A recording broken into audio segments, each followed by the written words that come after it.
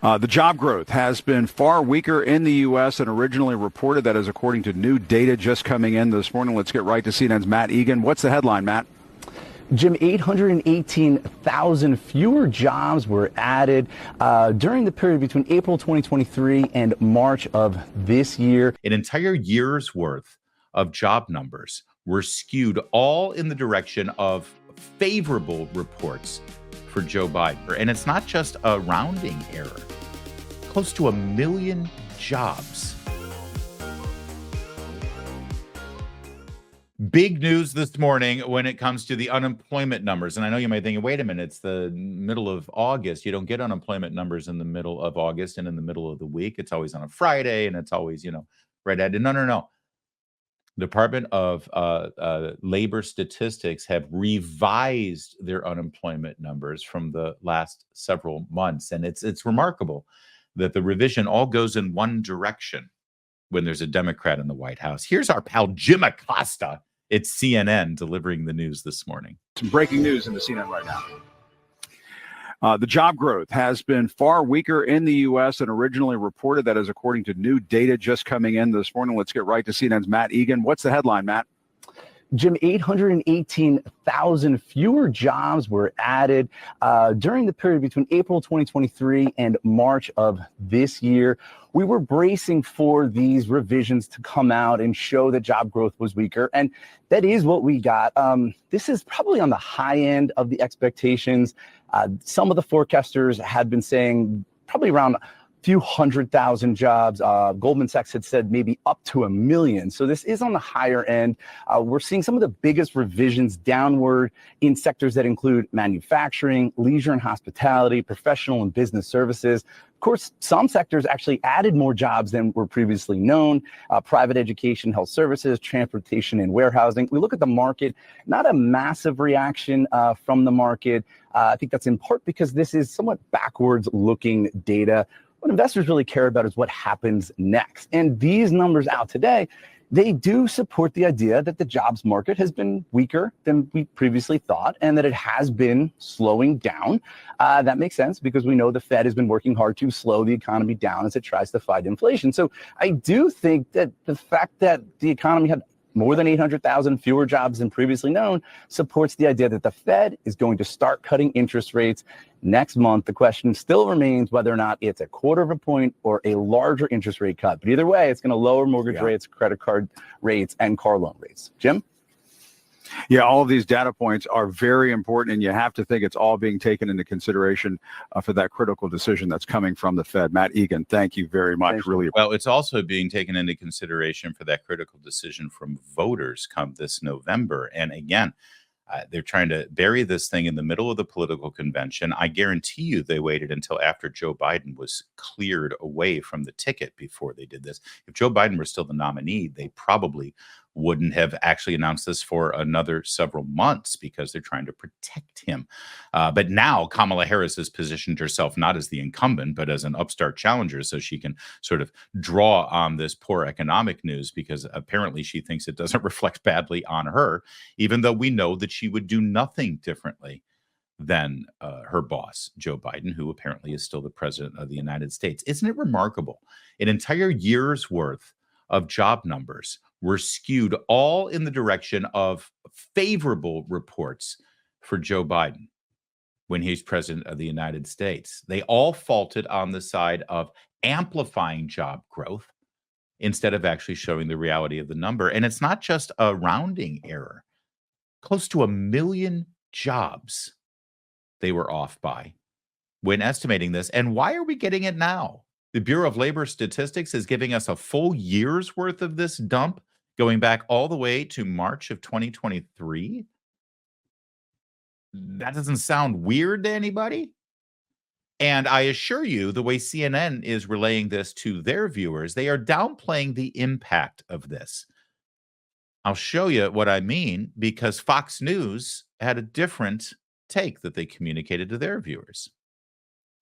It is a huge revision down, 818,000 fewer jobs. This is basically the government's overstated the amount of people in the workforce. And even when you look under this, manufacturing was down 115,000 people. So this is a revision down, a significant revision down, the largest in 15 years that we've seen. And it basically says that the government has now overstated the amount of people who are working in this workforce. It shows weakness in the job markets over the past year that we didn't realize was there, but now we know is there. So again, 818,000 overall jobs down, manufacturing down 115,000 in this. And if you just wrote construction down 45,000. So these numbers are huge numbers in revisions down. That's right. Huge numbers. And by the way, the only sector that did not get revised down, anyone?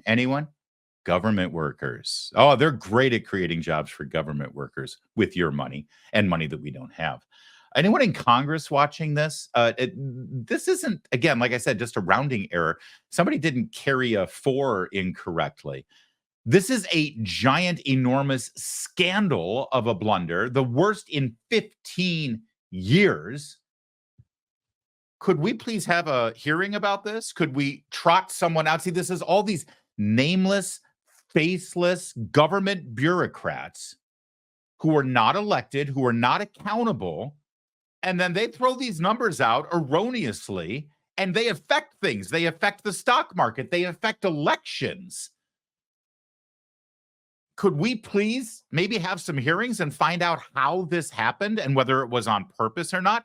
Could somebody get fired? I know, it's a groundbreaking idea. I don't know what line of work you're in, but if your job is to, say, report numbers, and over the course of a year, you got those numbers off by nearly 1 million, maybe you're not the best person for the job. Maybe your team is kind of screwing up. Maybe somebody should be held accountable. Maybe someone should get fired. At the very least, how about a hearing? How about a hearing? Now, who's to blame for the lousy economy? Who's to blame for the fact that our job market is much softer than anybody's been letting on? Joe Biden was just on the stage at the DNC 2 nights ago, lying about his job growth. We created 50 million. No, you didn't.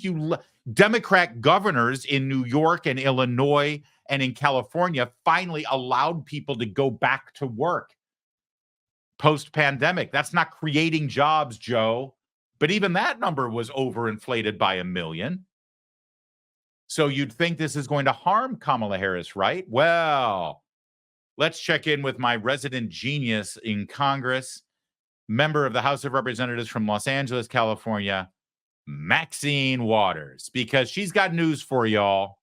Whatever economy you're living through right now, not their fault. Not their fault at all. How do you avoid Kamala Harris losing this election because she is held responsible for an uneven economy, because it's this administration's policies that will be blamed? The buck stops here.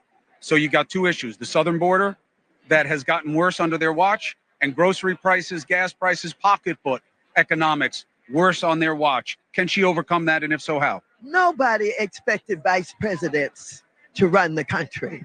As a matter of fact, most vice presidents have been very low key, did not have a portfolio that was assigned from them that was significant. So I don't think they're going to blame Kamala for anything. As a matter of fact, they're going to praise Biden for keeping his promises. He said to many of us, you got my back and I have yours. And he's lived up to that. Did you see the love that he got on the floor last evening? People loved Biden. They thought he was an honorable man. He was a decent human being. He was a fair human being. And they're not blaming anything now on him or her. They're looking forward to the new possibilities of how this country can be the great country that it should and could be. Boy, there you go. I mean, I'm sold. Can we unpack that for a minute? No one's going to blame Kamala Harris because no one expects a vice president to do anything. She doesn't have any accomplishments. Oh, we want her to be president now. But no, she didn't do anything. She's vice president. She doesn't do a damn thing. Of course, Joe Biden was just on the stage Monday night talking about all the great things that she's done because they were partners in everything that they did. Oh, but that doesn't matter either because you can't blame Joe Biden either because he's a good and kind and decent and honorable man. I mean, when he's not pulling that bloody knife out of his back that we all just plunged into it because we needed to get him off the stage. Now, he's a good, honorable man. Didn't you see all the love in this room for him? No one's going to blame him. Everyone in this room loved him.